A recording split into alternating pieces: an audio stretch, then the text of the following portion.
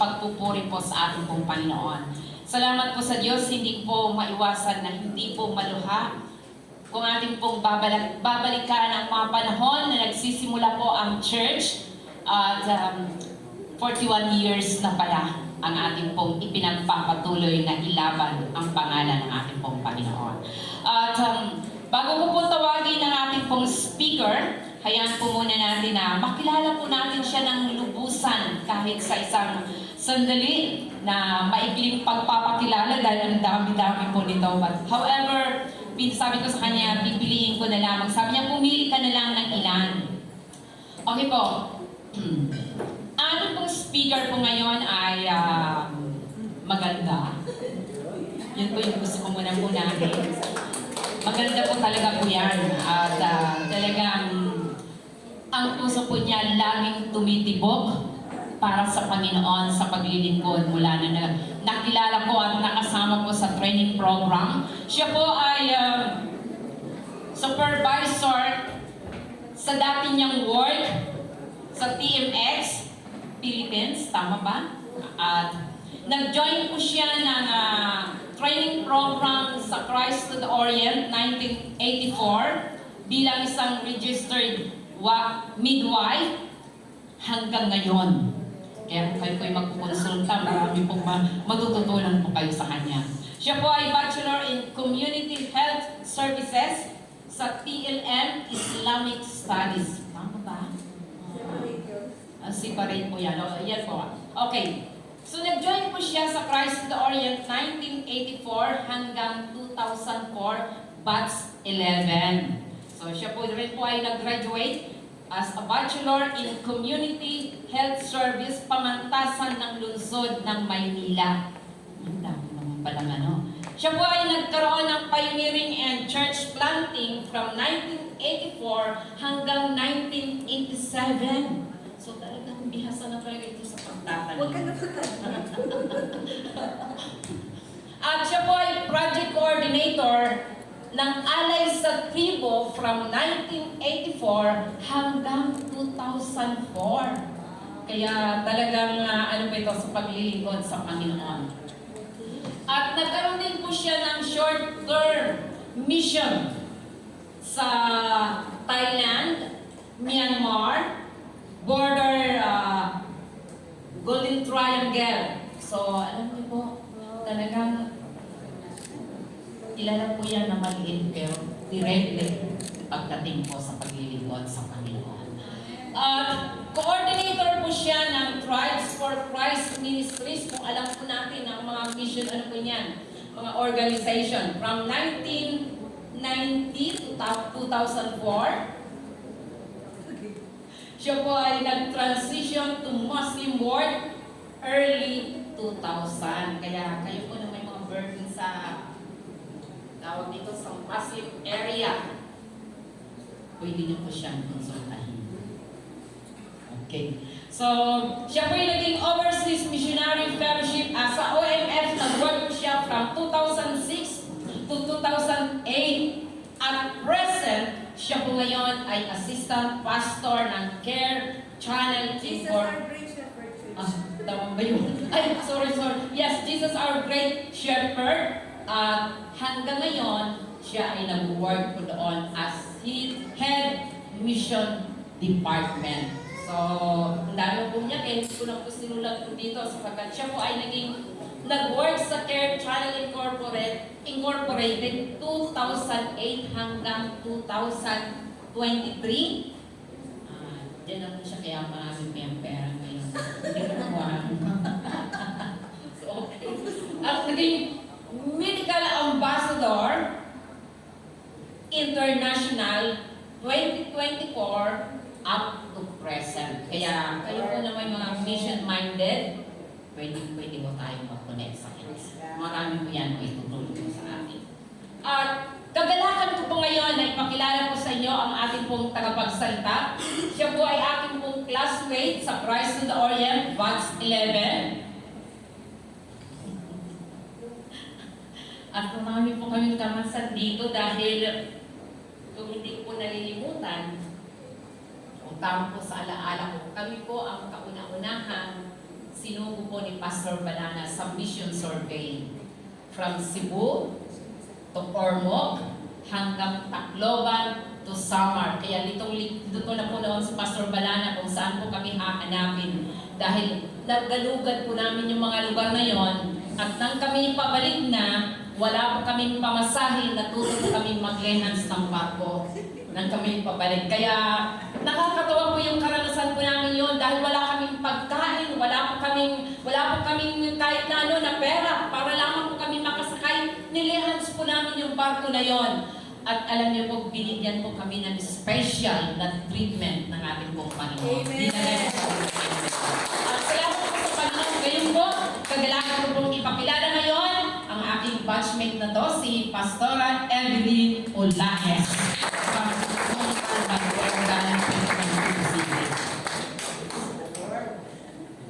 Praise God. Masyado po akong nanliit lalo doon sa mga introduction na yun.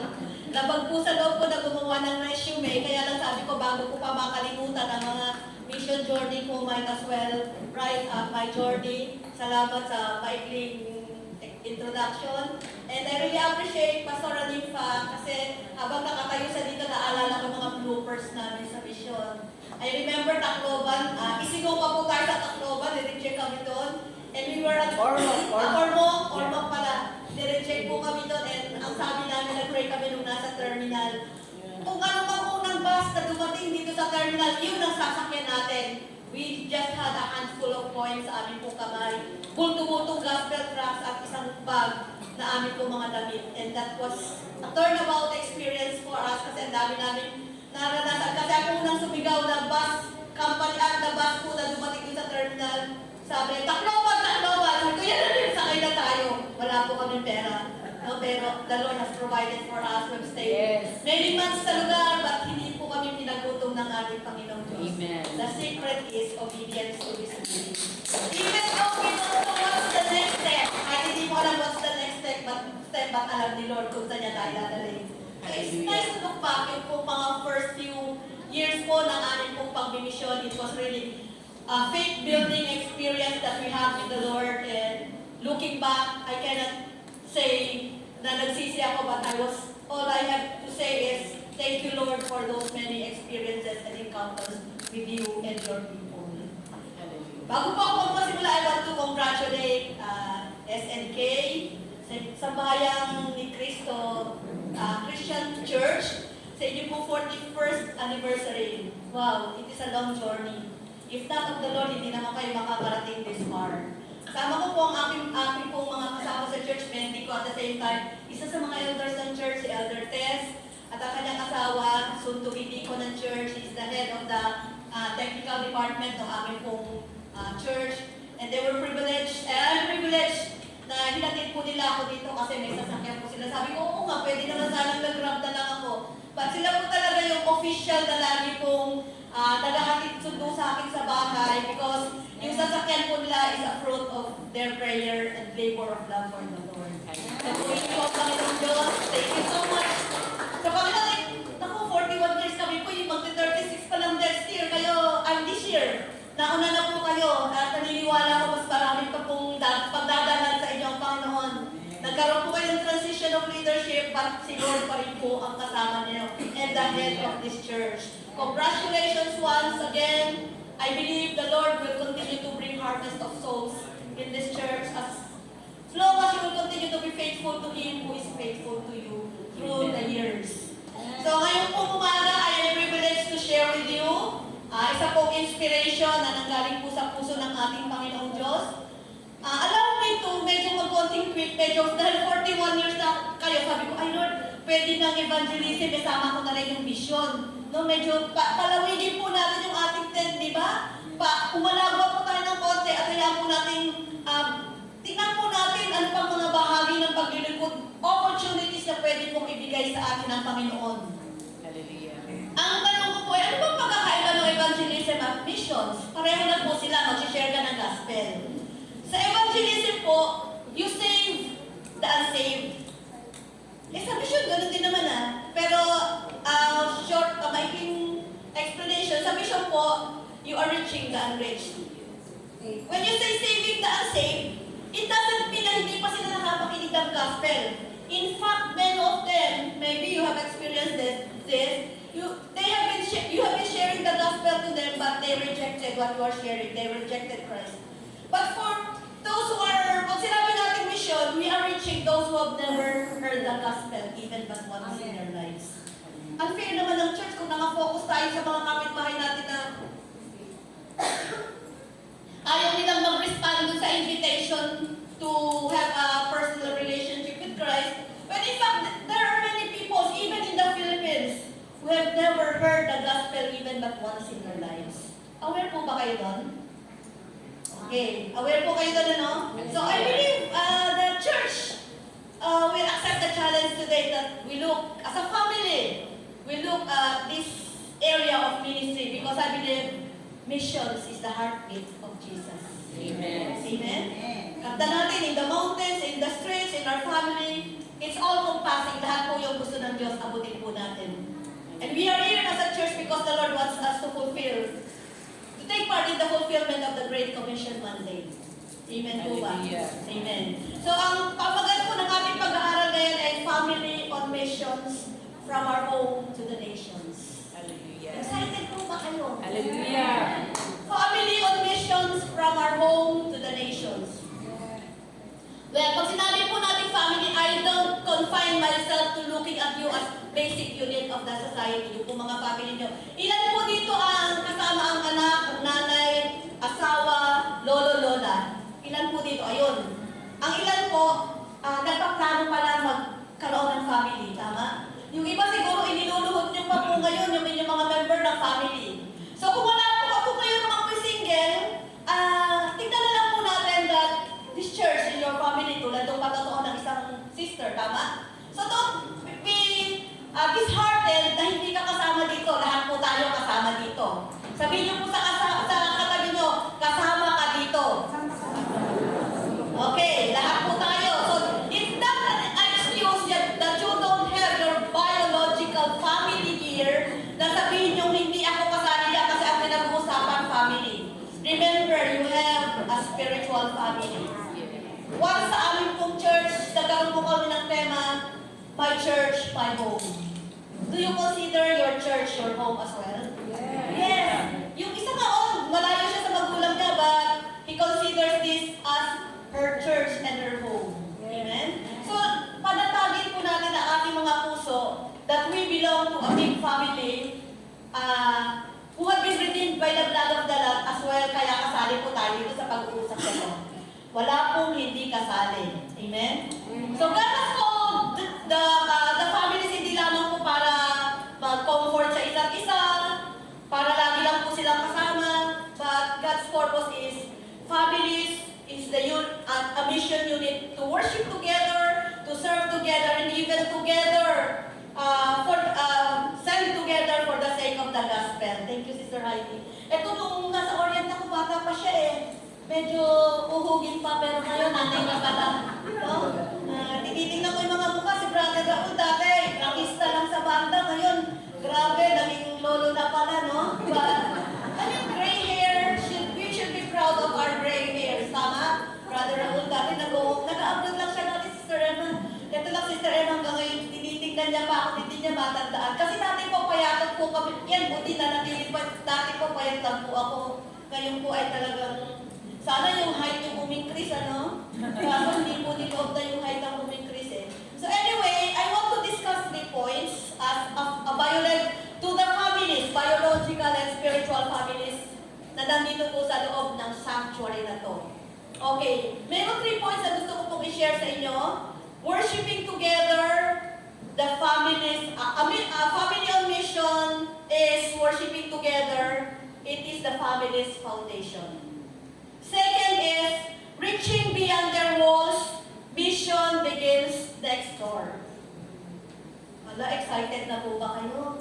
Nasa labas lang pala ng tahanan nyo, meron pong mission. And third is, sending and sacrificing the family as a launching pad.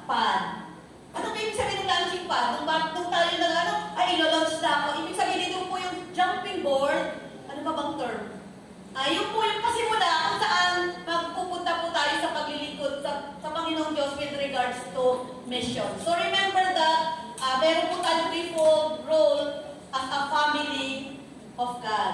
And a threefold role as a family, as biological family. So let's discuss number one. A family on mission is worshiping together. Family's foundation. Yung po ang foundation ng family. That you together worship the Lord. Of course, paano natin ma-worship ang Panginoon Diyos? We are connected to Christ. We have a relationship with Christ. Sa Deuteronomy chapter 6 verses 4 to 9, sabi po rito, "Hear, O Israel, the Lord our God is one God.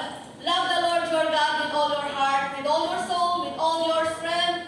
These are the commandments that I give you today, are to be in your hearts.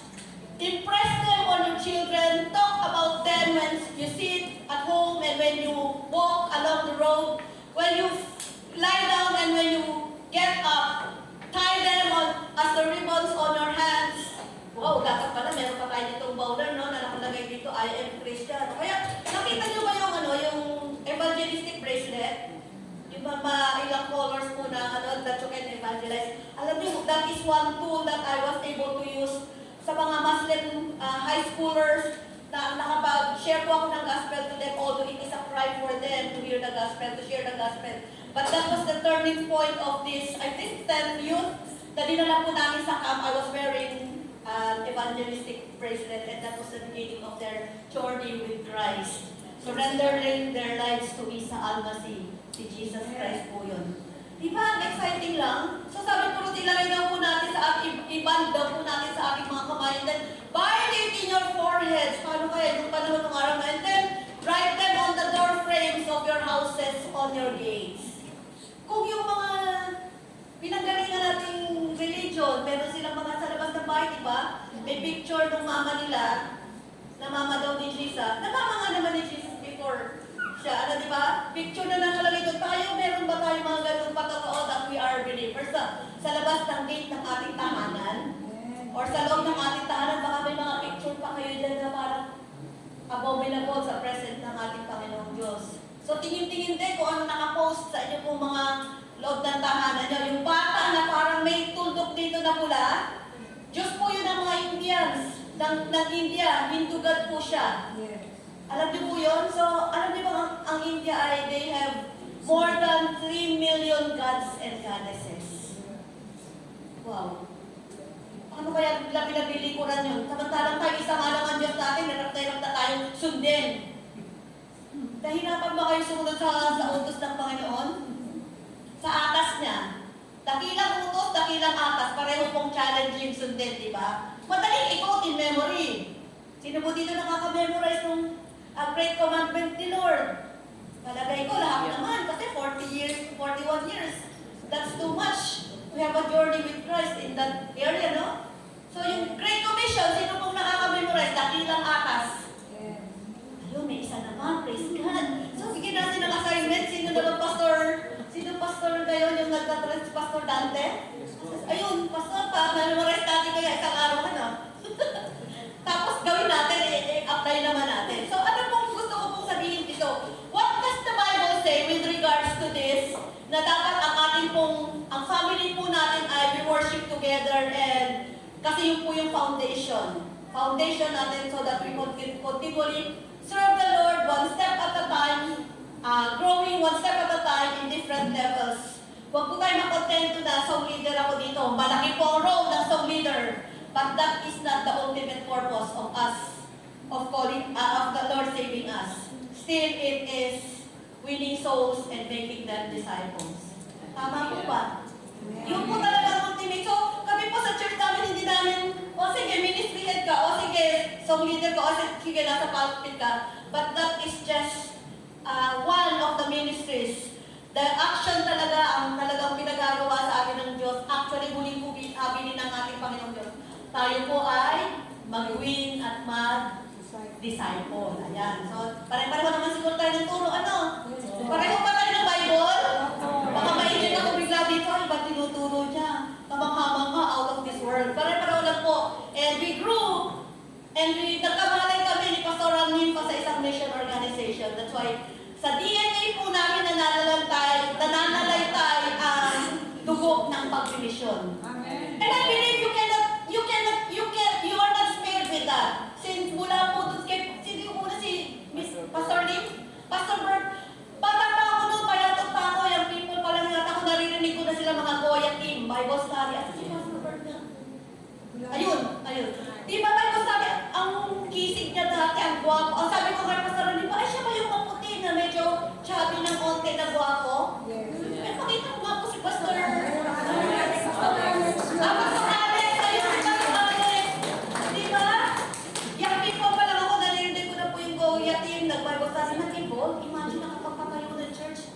And the Lord has blessed them to reach this far. Di ba? Buti-buti ng ating Panginoon. Thank you so much, Pastor Dante. Pastor Alex, na nanatili kang naglilingkod matapat sa Panginoong Diyos. Di ba? Ang galing-galing ng ating Panginoon sa buhay. Kung hindi po kung wala pong men and women of God na naging faithful sa kalabang paglilingkod, you transferred from one church place to another, but still, you are intact with the love of the Lord. So, ganda po, nakakabigay papuri po talaga sa ating po Panginoong Diyos. So, what does the Lord tell us about yung mga binasa po nating verses sa Deuteronomy? Una po, worship Him alone, basic. Alam naman natin na wala tayong ibang dapat sambahin, tangan, walahati, i-adore kundi ang ating po Panginoong Diyos. And the next is love Him with everything and with all that we have. Everything of us should be an expression of our love and devotion to our God. Amen? Everything that we have, kasi lahat yan ay sa ating pong Panginoon, yung lakas natin, yung puso natin, yung ating emotion even. Dapat yan po yung expression ng ating pong pag-ibig at pag-worship, pagsamba sa ating Panginoong Diyos. Ito pang matindi. Yung number 3, yung pinagagawa ng Diyos na ikwento mo sa mga anak mo kung kayo naglalakad, kung kayo kumakain, kung kayo, di ba? Sinasabi natin, Jesus in the mountain, Jesus in the streets, Jesus in our family. Dapat ginagawa natin yung laging bukang bibig natin ay si Jesus and His Word. Amen po ba? Dapat yun po yung laging namumutawi sa atin na hindi naman kailangan i-memorize natin ang mga Bible verses, lalo na kung nasa linya na tayo ng 40, nakakalimut na ba yan? Mga 50, 60. Ayoko na po magpataas ng kamay dito kung sino yung mga yon. Kasi po ako, 60 na rin po ako. O, di ba? Hindi naman halata. Okay, so sabi po rito, make His Word central in your home. Kung meron man po kayong ikakabit ng mga friends and mga kung ano sa inyong tahanan, let it be God and His Word. Siyempre wala tayong picture ni Jesus, hindi na natin alam picture ni Jesus. Baka maglagay kayo din ng picture ni Jesus, no? Hindi na po. Verses po. Ako po isa sa naging una kong memory verse ay John 3:16 when I was so young and little. Bakit po? Doon po sa bahay namin sa may salas may nakakabit, hindi pa po kami believer noon. May nakakabit po doon na John 3:16, tapos may globong mali, tapos ano doon. So, pinemorize ko po yan. For God so loved the world, pinemorize ko po yan, pero wala pa pong dating sa akin. But from time to time, every now and then, binabasa ko po yun. Pero wala po talagang dating, kasi wala pa, hindi pa ako connected kay Christ. But that was the beginning. Looking back, I realized, hinahanda na po ako ng Panginoong Diyos sa isang personal encounter with Him. Kung nahihirapan po kayong dalhin ang inyong anak, ang inyong asawa, ang inyong tiyanan, ang inyong sino pa man sa bahay nyo, lola nyo, lolo, might as well, mag-post po kayo ng mga Bible verses that will encourage them and cause them to one day realize. Kasi ang salita ng Diyos po ay makapangyarihan. Di ba? So yun po ang aking, kaya naalala ko yung nanay ko, doon sa bahay namin na lumang bahay o ancestral house namin, kasi wala na siya doon, nasa kapatid ko na siya nakatira. Talagang pinagtinikitan niya ng maraming Bible verses doon, ang dami-dami niyang nilagay.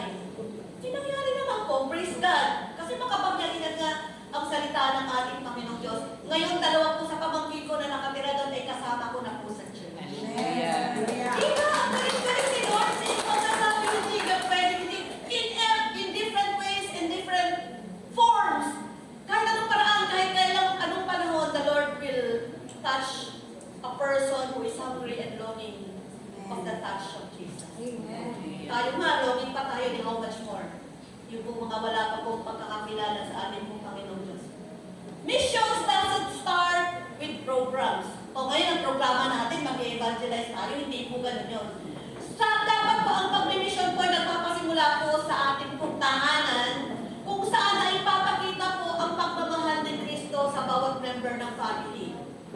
sinasabi po o binabanggit, nire-rehearse ang salita ng Diyos sa mga anak. When a family cultivates and share devotion, Bible reading, prayer, corporate worship, confession, kasi may mga pagkakataon minsan nagkakasakitan sa loob ng tahanan, di po ba? Hindi po Christian ay perfecto na ang nanay, ang tatay. Kaya minsan sasabihin ng anak, Christian ka pa naman, mama! Namimimot ka ng tenga. Aba, bakit? Hindi na ba pwede i-discipline ang anak? Sabi nga ng Bible, di ba? Discipline your child. Kung hindi mo kaya yung sinasabi ngayon na sa eskwelahan, nakatali ang kamay ng mga teacher dahil sa pagdidisiplina, huwag tayong matuwa. Kami masaya kami na nag-disiplina kami ng teacher. Sino dito nabato ng eraser? Yung mga 40, 50, 60. Kasi mga younger dyan, wala na nun, ano? Lagot ka, isusumpong kita sa DepEd. Wow, ipopost ka pa sa Facebook. Wala naman siguro ganun dito. Sa SNK, wala po, no?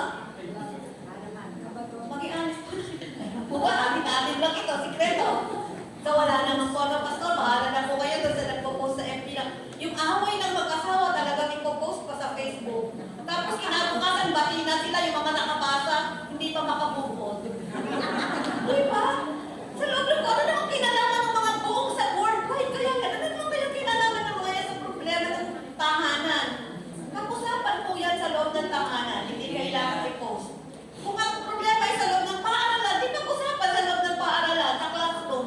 Kung ang problema ay sa loob ng office, ay huwag nang i-post yung visor mo na nag-DA sa'yo o nagbigay sa'yo ng discipline. It's not, hindi po yun yung tamang forum or tamang venue for you to vent your grievances. It's where you have been grieved, doon ka po magreklamo.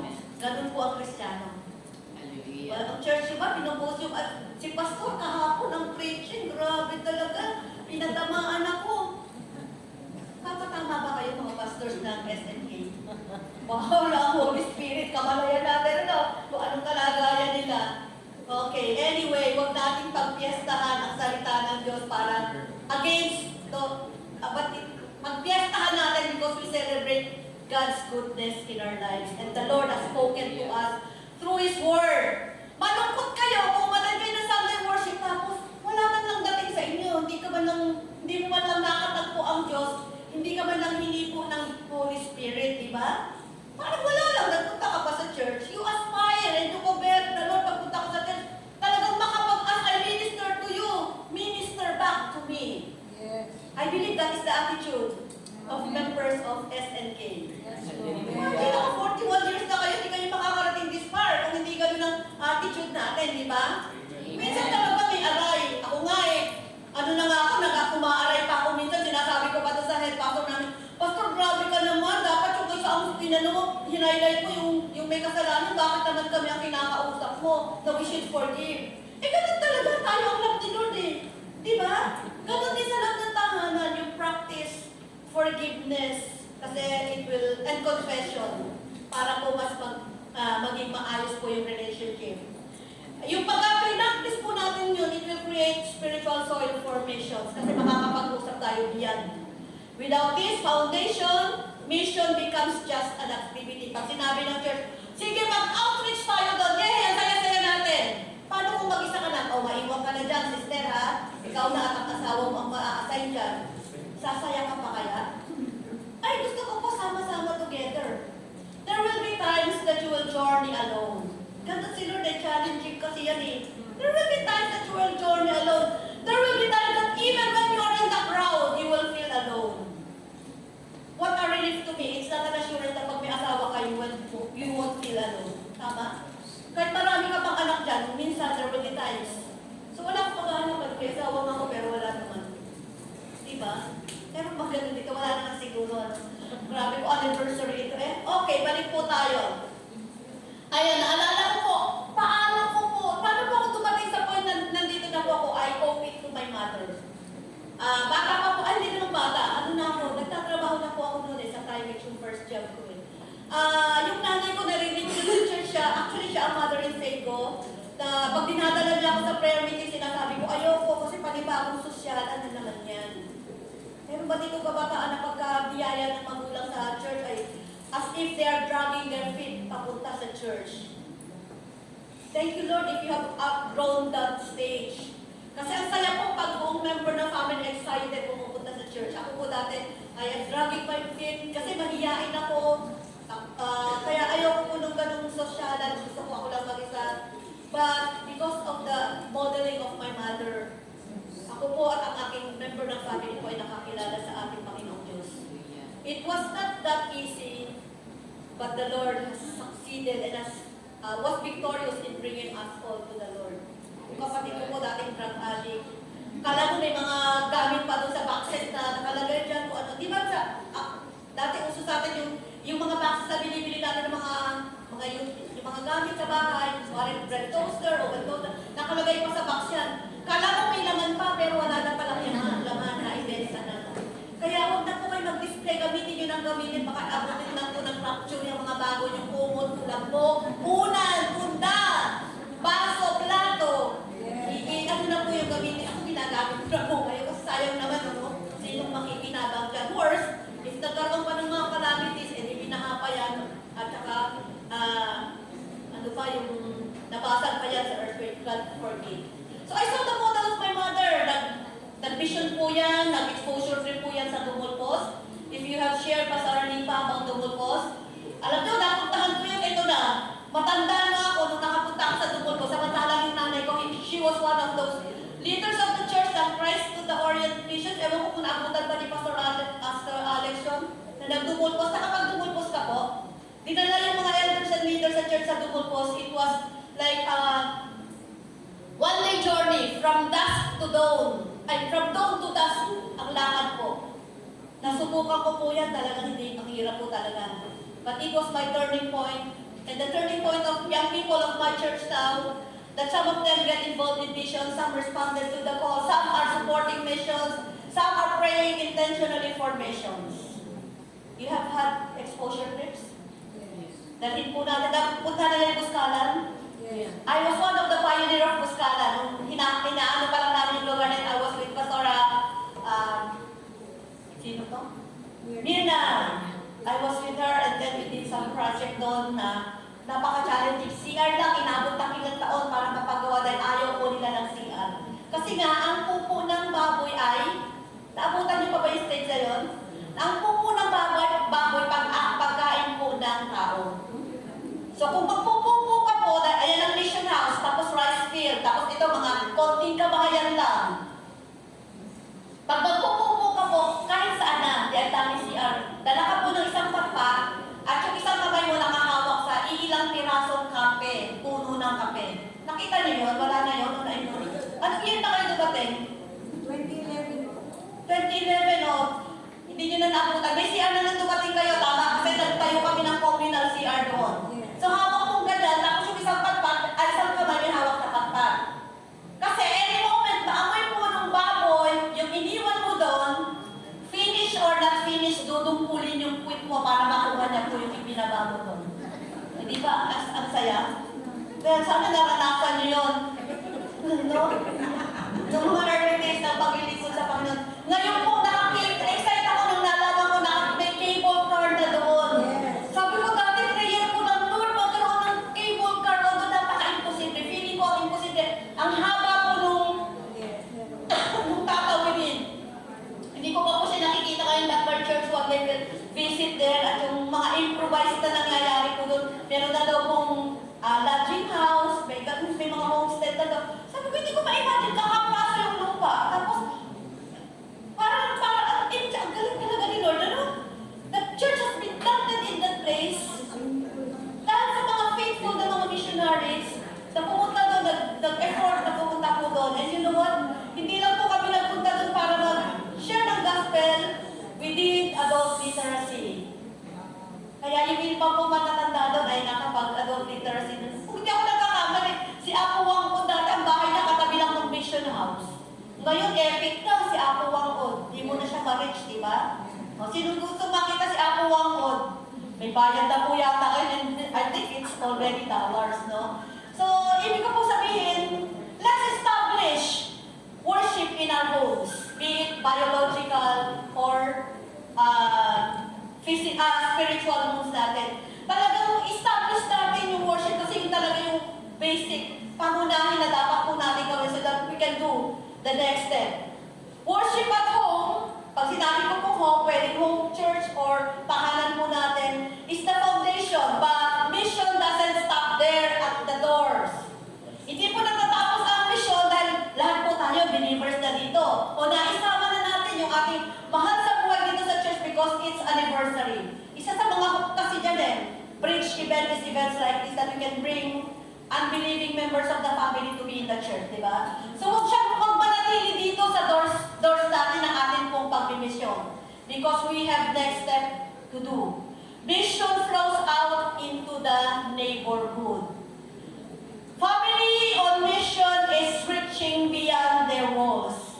Hindi lang po ang pagmimisyon ay dahil na-save na kami lahat, tapos na po. Hindi po. It will go beyond. So ang next po natin, it starts at home and it will begin next door. Amen? Nandun na po ba ang isip natin? Ala, na-save ko na yung buong member ng family ko. Ala, dami ng believers sa loob ng church. Masaya na tayo. Kapag may dumating na bago ay tinitingnan natin mula ulo hanggang paa, mula ulo hanggang paa, at mula paa hanggang ulo. Hindi naman po yun dito sa SNK, tama? Amen. Yes, we have a welcoming arms to welcome with warm welcome yung ating mga bagong dumarating sa church. Kami nga po appreciated namin yung pag-welcome niyo sa amin. Tapos tinatansya ko rin, kilala ko ba to o hindi? Na-meet ko ba to sa Orient o hindi? Si Sister Emma, talaga sinisipat niya pa ako, hindi niya pa talaga ako maalala. Anyway, bago siguro tayo mag-iwahiwalay mamaya, maalala mo na ako, no? Kaya inisip ko kasaraling pa pag dumating tayo sa ganyang event. Dapat documented na natin at napinipicture na natin yung mga kaibigan natin. At baka nakakalimutan na natin. Okay, sige. Anyway, after po na ma-establish yung ating pong church, after po na malakas na power sa natin sa loob ng ating pong tahanan, let's move to another. Let's begin next door. Sabihin niyo sa kasama niyo, I am ready to step next door.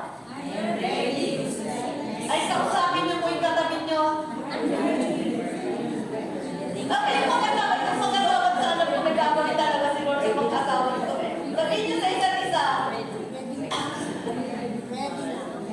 Sige, sa Tagalog, papunta na ako. Handa na ako para sa next step, next door. Okay. Ito po ay, ito pong teksto dito ay, I believe you're familiar with this. Yung kwento po ng Good Samaritan. Hindi ko na po siya babasahin as a whole kasi ang haba po nito mula po verses 25 hanggang 37. Meron po tayong timer. Because I don't have any. Yun. Hanggang anong oras po ako? Bakit ako ma-check dito? Hanggang anong oras po? Walang Kasi sa amin may timer po eh. Hanggang sa atin talagang pagkapag 15 minutes ka na, talagang ratatatat na kami kasi mamaya-maya magsisiro na yan eh. No? So I will look into this. Okay, thank you so much. So ito pong story ng Good Samaritan, there were three persons who saw and witnessed the fate of a man who was been robbed and left by the robbers. Naiwanan siyang almost half dead. Nabasa niyo na po ito? Yes. Okay, alam niyo na po yung kwento, no? So ako na pong dumaan ay priest. Ayaw kong Tagalogin kasi pangit yung sa Tagalog yung pare, makasabihin natin, kinunaan natin yung mga taga-Katoliko. But it's a priest. May tumanang priest, so nung nakita niya meron isang lalaking nakahatusay doon, almost half dead na siya, lumihis po siya ng lakad. After po nun ay tumating naman ng isang Levi, which is also a leader of the law. Nung nakita niya na po rin from a distance na meron po isang lalaking nakahandusay sa kalsada, lumihis din po siya. So both of them ay lumihis at in-ignore po nila yung isang taong almost dying. Kasi dito, ang kwento po nito, nagtatanong po ang isang teacher of the law kung paano po siya ay maliligtas. And then Jesus said, this is what you will do, obey the commands. Yabang na yung teacher of the law that he said, lahat po yan, Lord, nagawa ko na. Eh di wow, diba? Ako po, hindi ko pa nagagawa lahat ng utos ni Lord. Kayo po, pinagsusumikapak ko pa lang po. Sa tanda ko ito. Ibig ko sabihin, sabi niya, nagawa ko na po yung Lord. Sabi niya, sige, alin mo yan, i-reach mo ang iyong neighbor. Ito na naman ang sabi ng teacher of the law. Sino bang kapitbahay ko? Siguro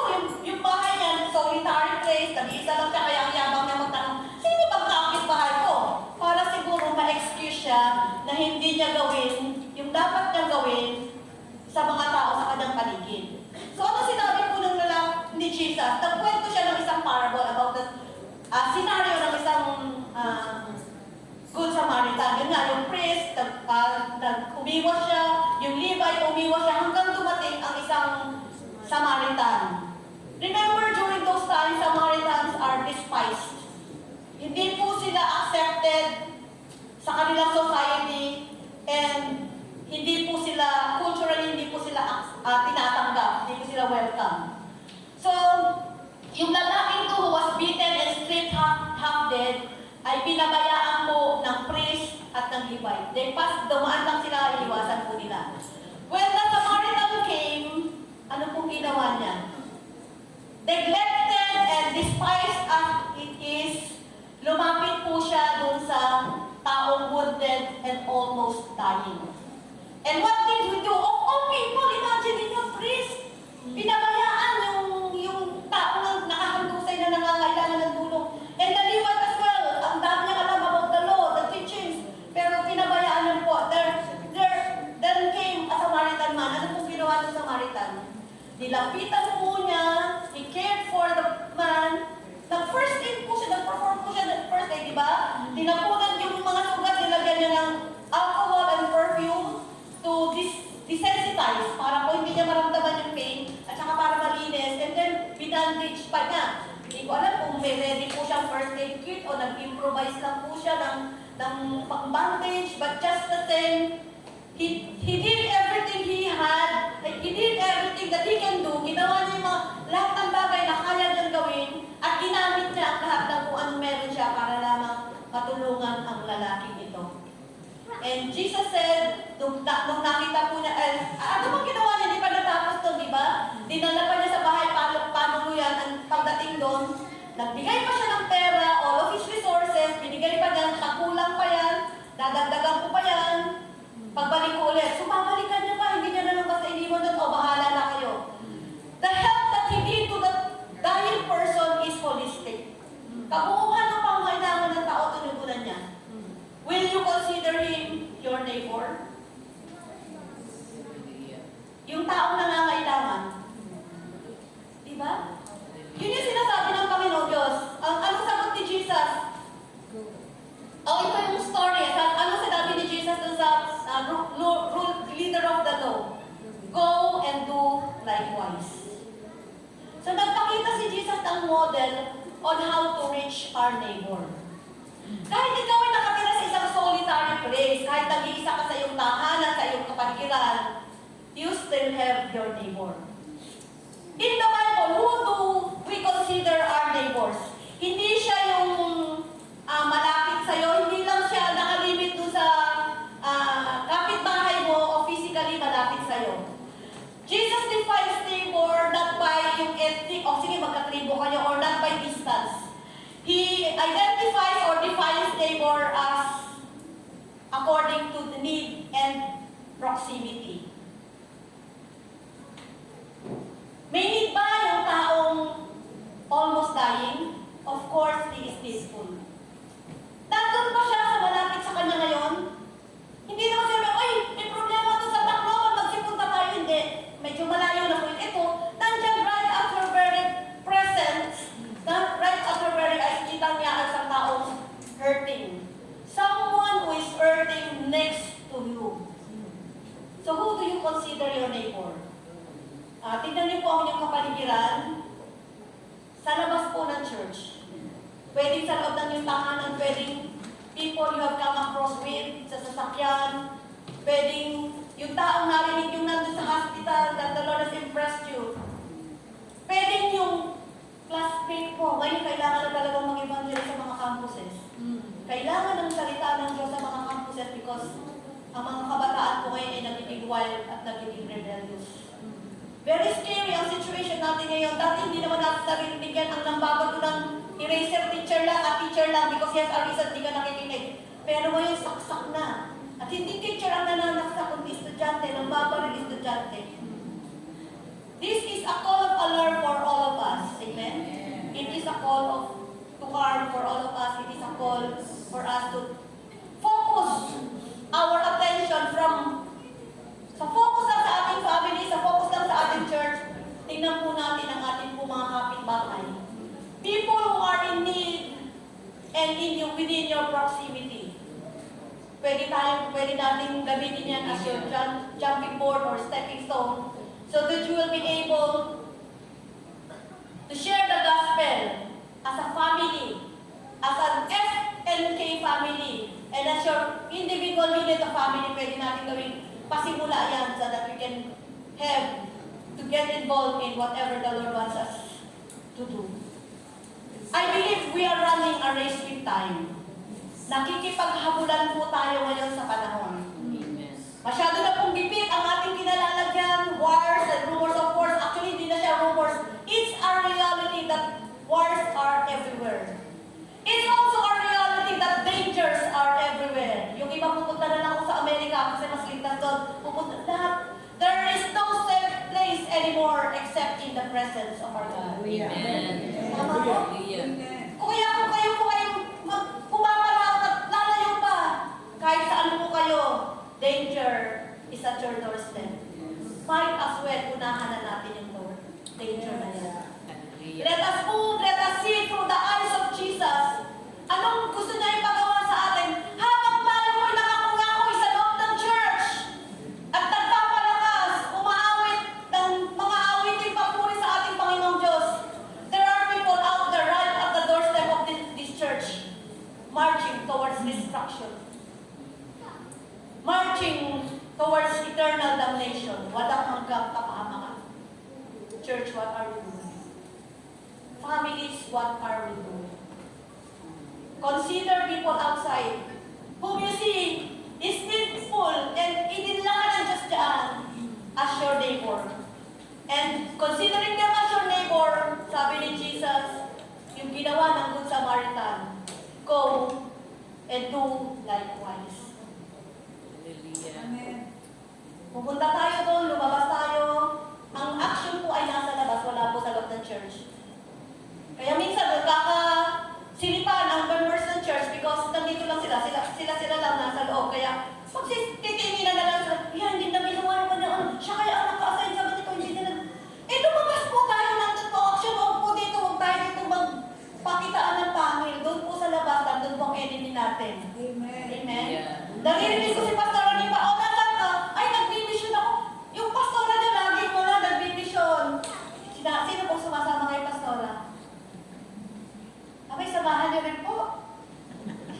Kasi paano na, sisentahin na po yan. Nag-retire na nga sa pastoral work eh. Kasi mission accomplished na siya dito, kaya alam niyo, pagka pala sa Panginoong Diyos, no?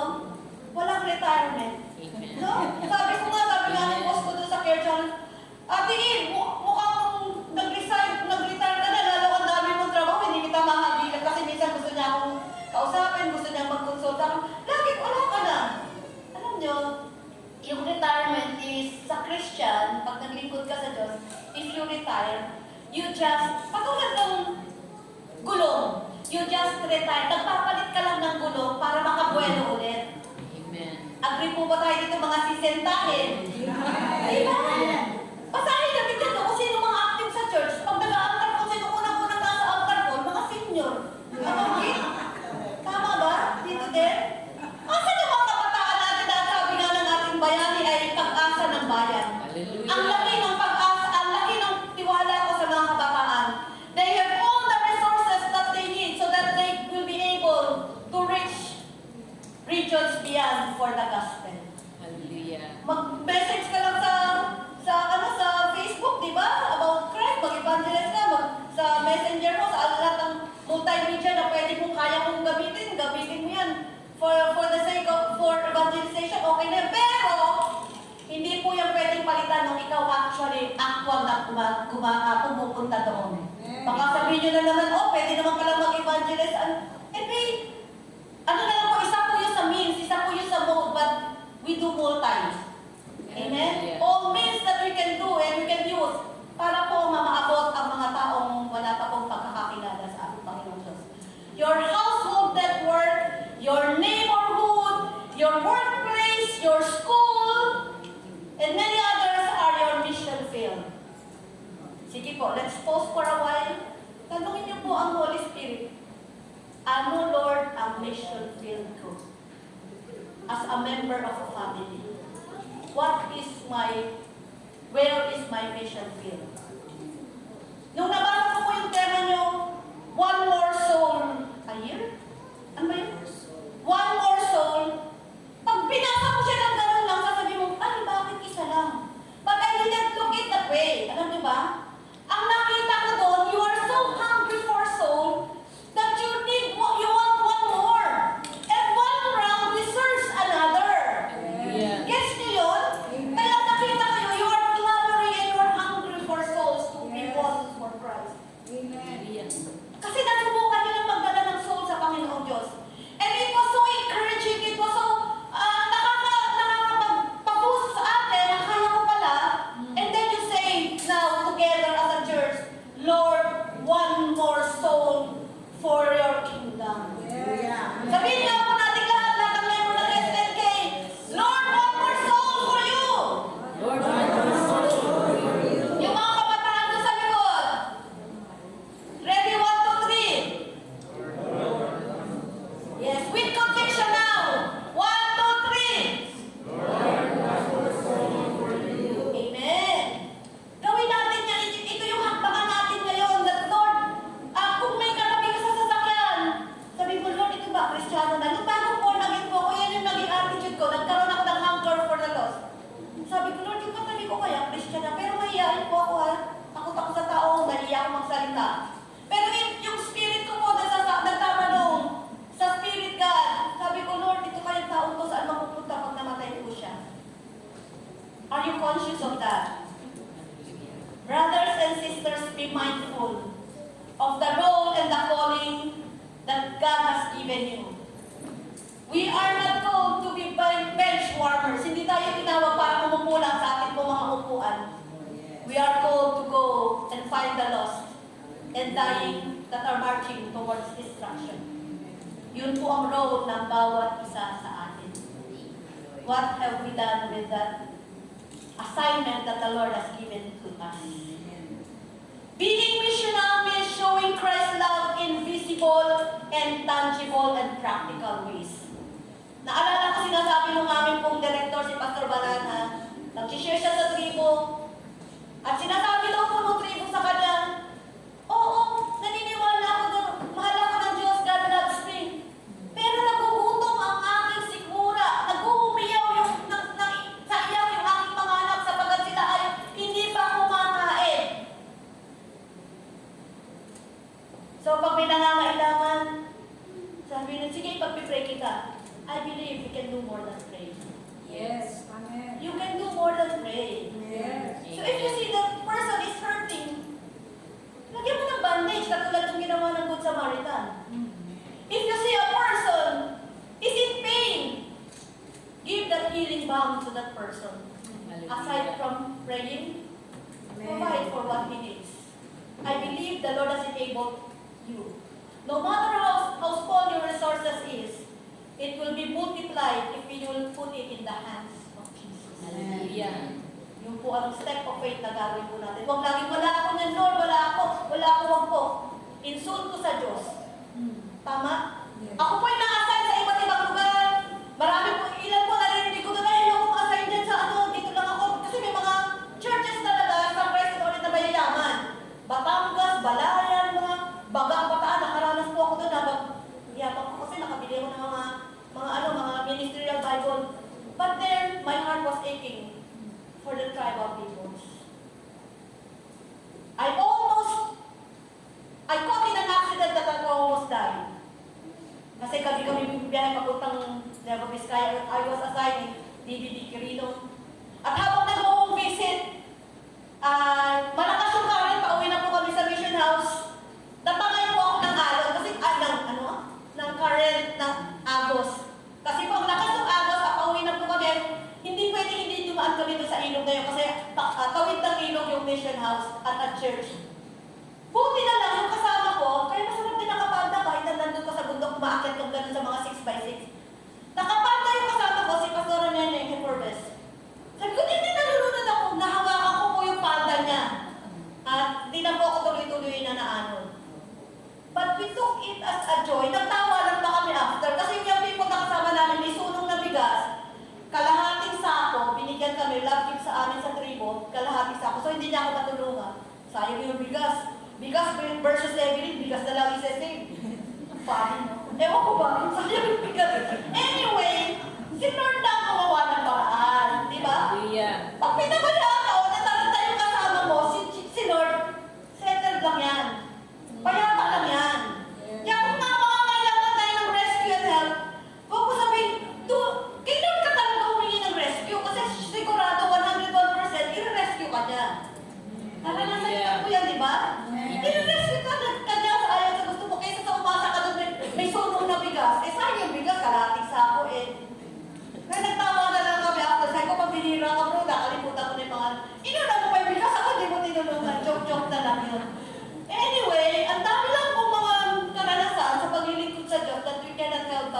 thank the Lord for. Hallelujah.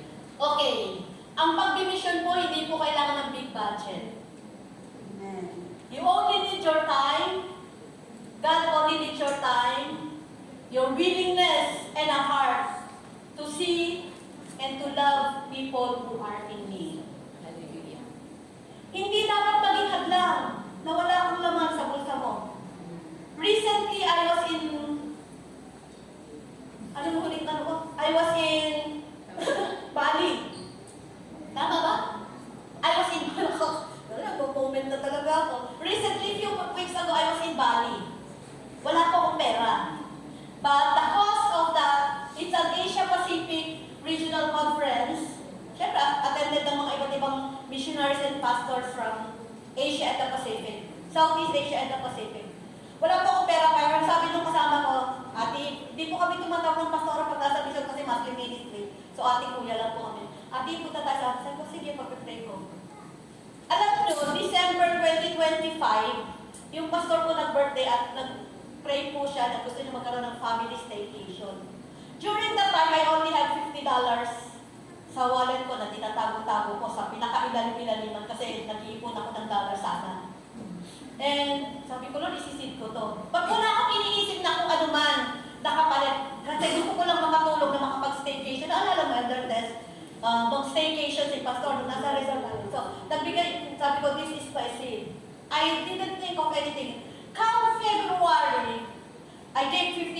Come February, alam niyo po, may nag-message sa akin na ibili na ako ng ticket. 2 months lang at naibili na ako ng ticket and also accommodation. At nung kinwenta ko po siya, it's $500. Praise God. My $50 that I seeded sa aking pastor, naging $500 po siya plus. So, hindi tuhad lang ang pera. Nakapunta po ako sa iba't ibang lugar to train locals doon, mga workers, missionaries, even sa underground church. Alam niyo ba talaga pag you grew up in a mission church, alam ko, naalala ko ni Pastor Aningpa before, lagi kinikwento ni Pastor Barata yung underground church. Di ba? Siya ngayon na yung mga ganun. Sa kwento lang. Until one day, sabi ko, nung pag-alis ko sa Present Orient, hindi na ako makakapag-foreign mission. Kasi nung nasa Orient, nakakapag-foreign mission kami sa Karen tribe ng boundary ng Burma. Nakapunta ako doon sa Golden Triangle na sinasabi where yung mga illegal transactions nangyayari. Golden Triangle is bound borders of Cambodia, Laos, and Myanmar, Cambodia, Laos and Thailand. Yun po yung Golden Triangle na lahat po ng illegal trades na nangyayari po doon. When I was there, sabi ko lang, hindi yata posible na mangyari ito. But the Lord made it to happen. Hindi ko po alam paano ginagawa ng Panginoon Diyos, but He provided for me. Nung wala na po ako sa President Orient, sabi ko, tapos na siguro ang foreign mission ko. Pero alam niyo, hindi nyo po pwedeng kahawin ng Diyos. Hallelujah. When God calls you, His calling will find its way. Amen. Tandaan niyo po yan.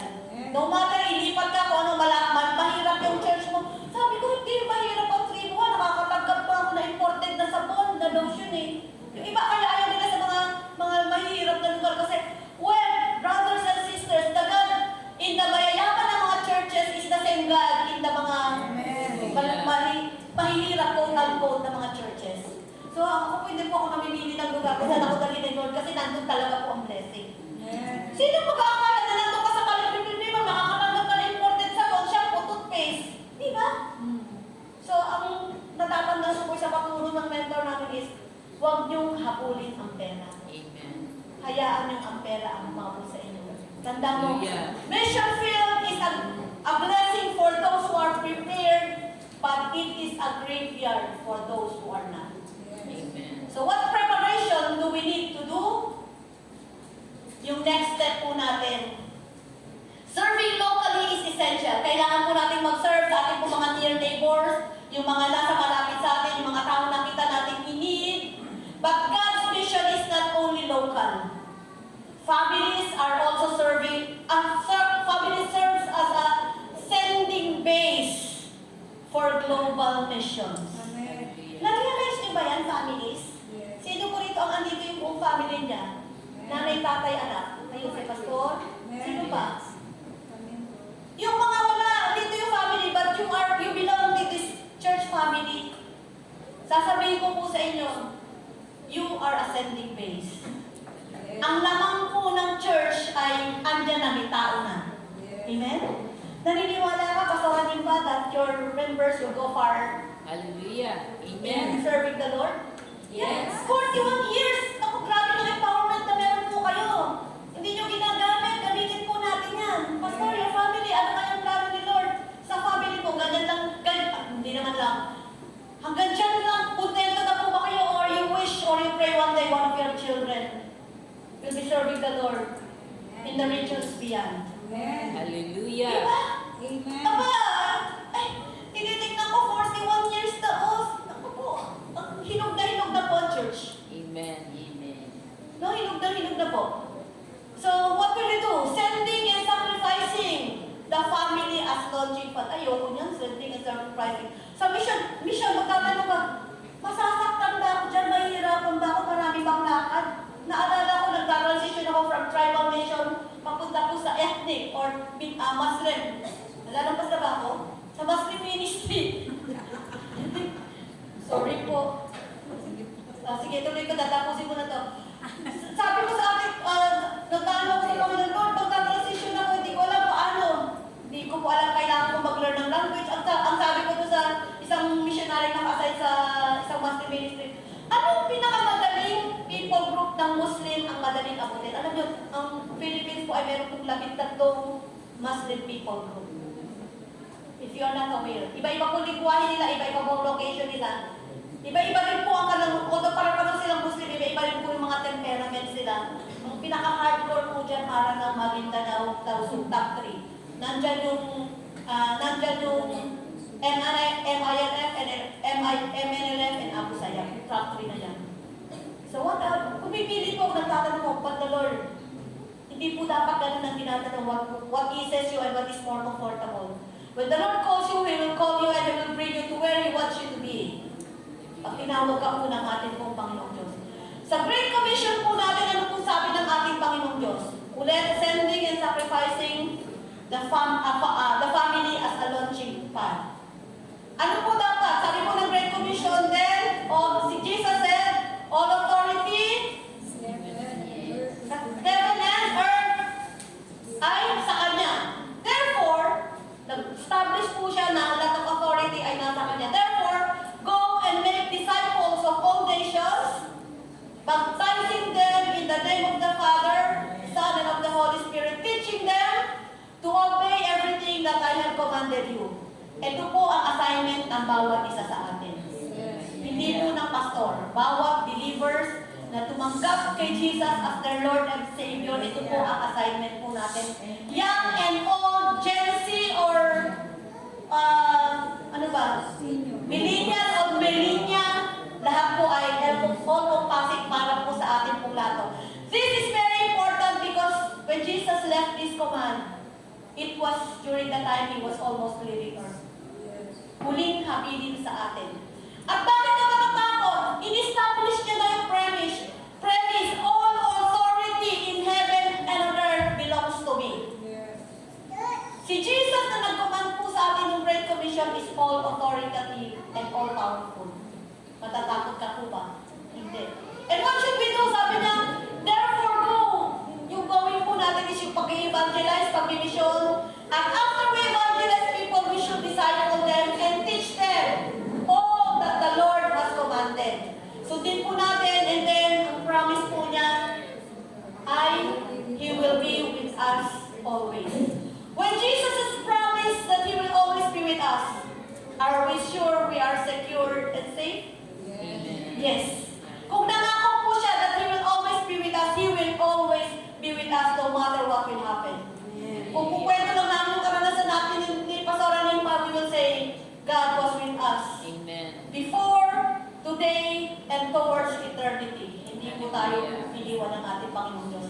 Sa Diyos po, wala pong iwanan. Ang mga disciples po sa Acts chapter 13, they were praying, and then the Holy Spirit impressed them to separate Barnabas and Saul para po i-send off po nila.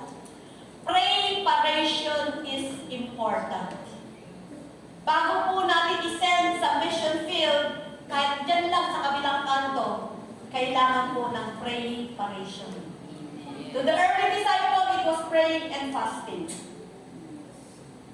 Kami po ngayon ay we are launching into from Simbahay. We are having small group Bible studies with our members sa kanilang mga barangay.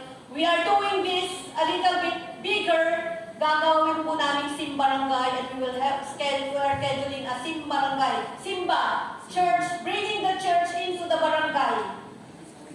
Dagaling po namin sila and we will have evangelistic campaign na hindi po masyadong churching. We should be wise now na hindi tayo magdadala ng malaking Bible at magdadala ng kung ano-ano at mag-evangelize. It's unbeliever-friendly way of reaching out to them. So dapat ang church natin evolve din po. Yung dati nating style na mass evangelism, baguhin po natin, ipag-pray po natin. I don't know if you're ready to send workers overseas.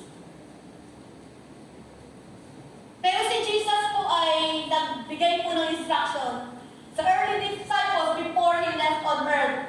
Sa Acts chapter 1 verse 4, ang sabi po niya, do not leave Jerusalem, but wait for the gift my Father promised.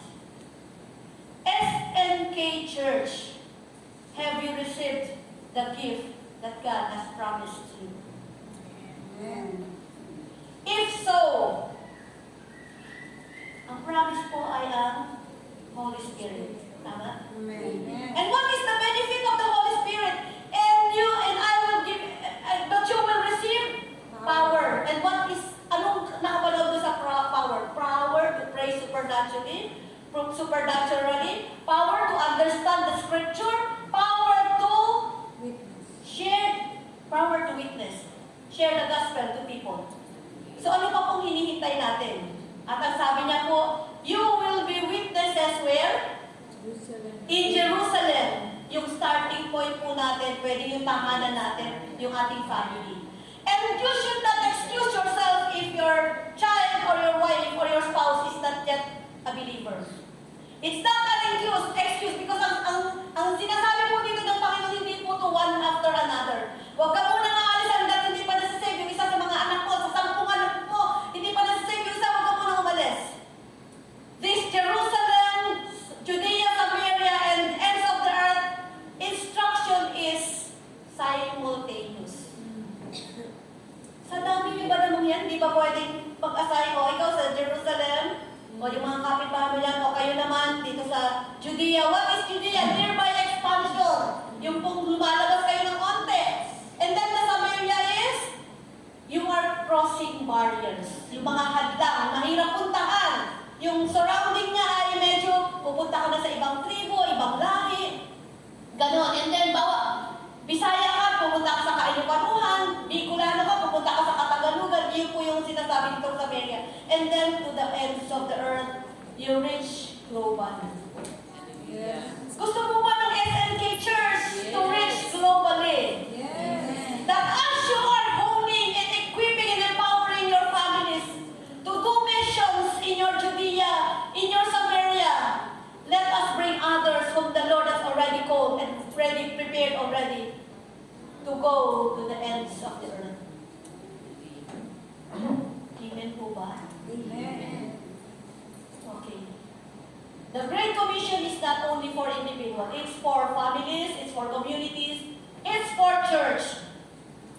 So what will we do for now? You pray for missionaries. Sino dito nakakatanggap ng prayer updates ng mga missionaries? Sa Facebook. Sa Facebook. So what do we do? When you hear or you read about them, pray for them. Yes. The Lord has a purpose bakit niya pinakita sa inyo yan.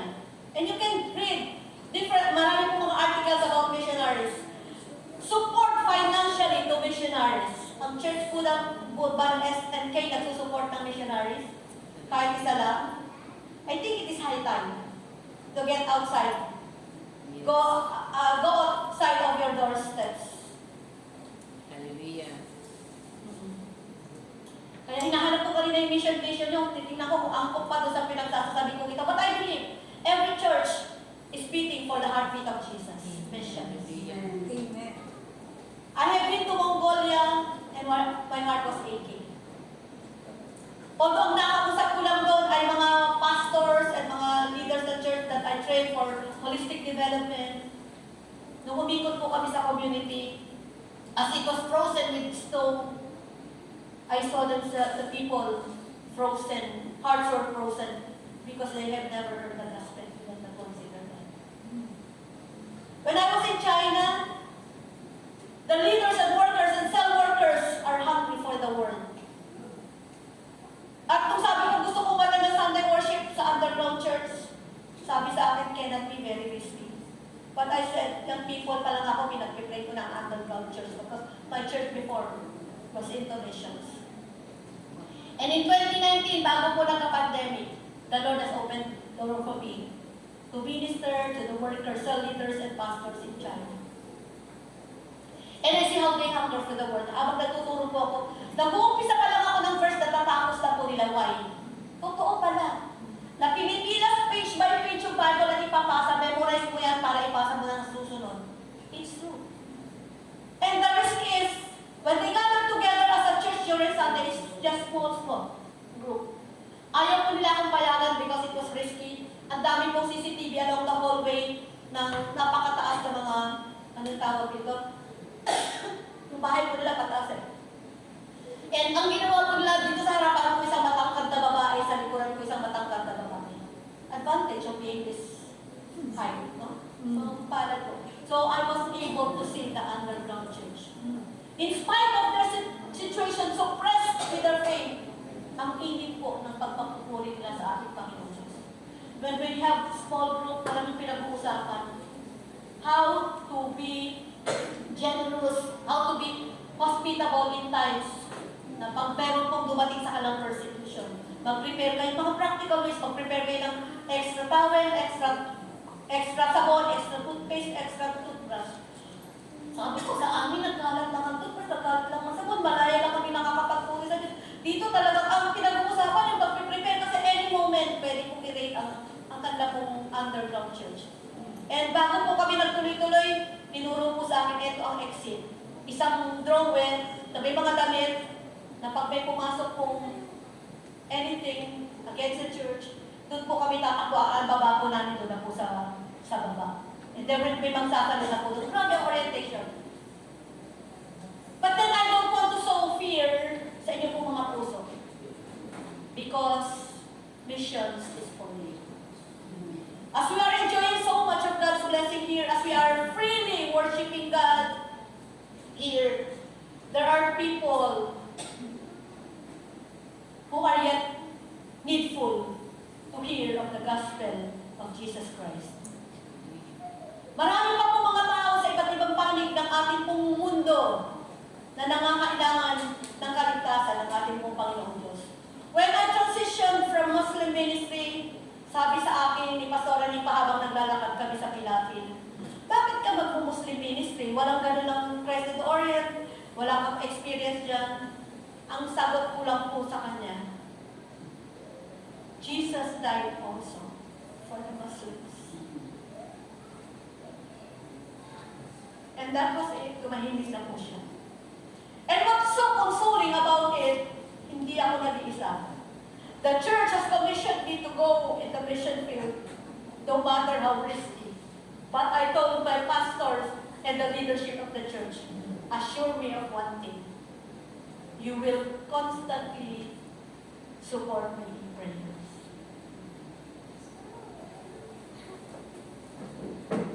At never ako pong umuwi sa aking pong home base na dala ang aking puno. I was always secure and safe with welcoming arms of my church and its members. Because they knew I am working the work of Jesus. While Hallelujah. there is day. Again, I'm telling you, ang ating pong panahon is a very challenging moment. We are running a race with time. Nakikipaghabulan po tayo sa panahon. We don't have the luxury of time. Na bukas na lang, sa makalawa na lang, next year na lang ako maglilingkod sa ating Panginoon. You can serve the Lord outside of your doorstep because outside, the challenges starts. Outside of this church, outside of your home, outside of your office, even in the schools, nandyan po ang challenge. Are you the light that the Lord expects you to be Hallelujah. in the places where the Lord has placed you? It requires sacrifice, but it is very rewarding. Ang paglilingkod po sa ating Panginoon. Hallelujah. At times there will be separations for many years. Ako, ang kapatid ko po, lumaki po siya yung babae. Sabi niya, hindi ko naranasan na si ate ay naging ate ko because when she grew up, when she was born, I was already in the mission. But it's worth the sacrifice and the separation.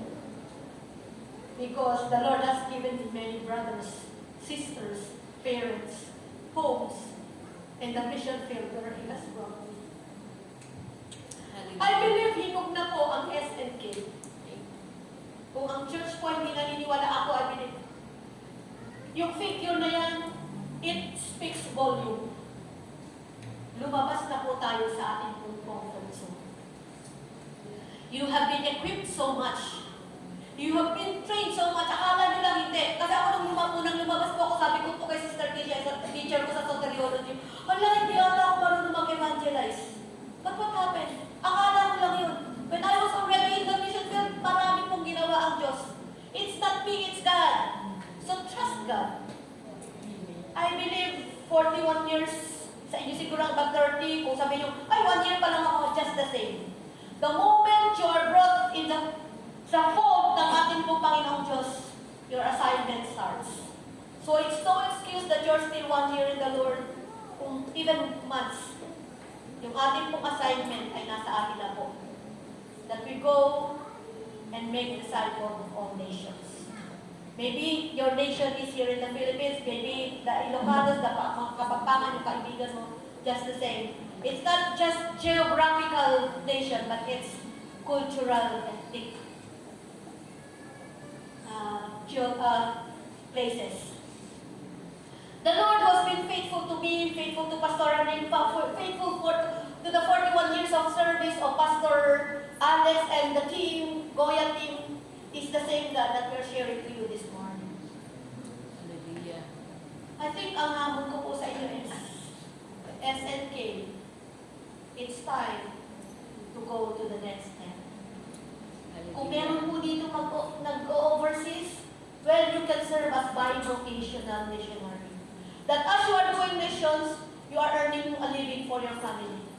You can do tent makers that habang nagtatrabaho po kayo, you can be used of God to share the gospel to those needs. Ang dami po natin connection sa iba't ibang bansa with whom you can get connected so you can start your ministry there while you are earning money. Wala pong excuses. Basahin niyo po ang lakad ng inyong pong mga anak, families, tatay, nanay. Baka kinakausap po yan ng ating Panginoong Diyos. Pastors, I think it's high time for you. Not only to step one step, many steps. Your doorsteps, local, and then look cross-cultural, and to the ends of the world. Focus. Look at the global aspect of serving the Lord. Tayo pong lahat ay tumayo, and I want to encourage each and every one of you to continue to commune with the Holy Spirit. I believe the Lord has spoken to each and every one of us. Ang challenge ko po sa inyo as a church, let us bring the whole church / the whole family with the whole gospel to the whole world. SNK is not just for the Philippines. Philippines is the launching pad for missionaries to the globe, globally. Perform and fulfill your call.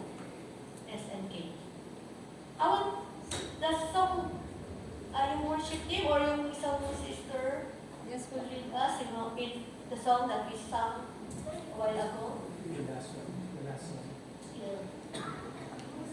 The last one.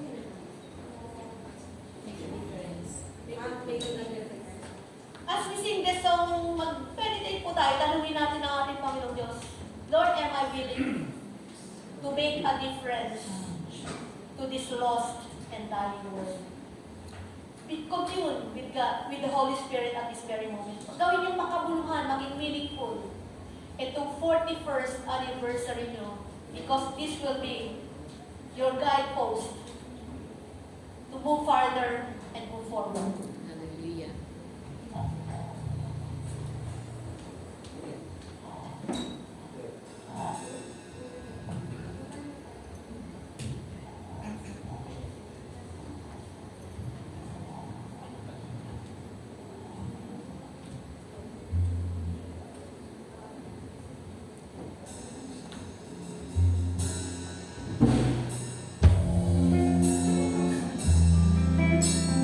May this be the prayer of your heart this morning. Tanungin mo ang ating Panginoong Diyos, Lord, what would be my goal in the fulfillment of the Great Commission one day?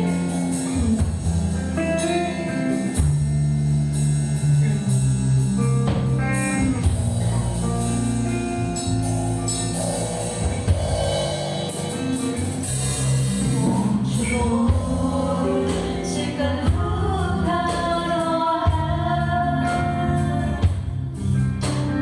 Everything we have, use it for your plan. Won't you, Lord, take a look at our heart. Magpapalistik po tayo sa ating pong Panginoon Diyos ngayon. Ayan natin, sa tulad ng ating pong awit na ginaawit ng ating puso. Mag-pray po ng ating mga puso. At sabihin natin, Lord, vision na iniwan mo sa akin, I want to fulfill. I don't want to limit my ministry inside the four walls of the church. I want my church, I want my family without walls, that we can run further, that we can show people, that we can transition for the sake of Christ and His gospel. Make a difference, bring it home to our land. We want to run the altar. We want to run to the altar and catch the fire to stand in the gap between the living and the dead. Give us a heart of compassion for a world without vision. We will make a difference. This morning,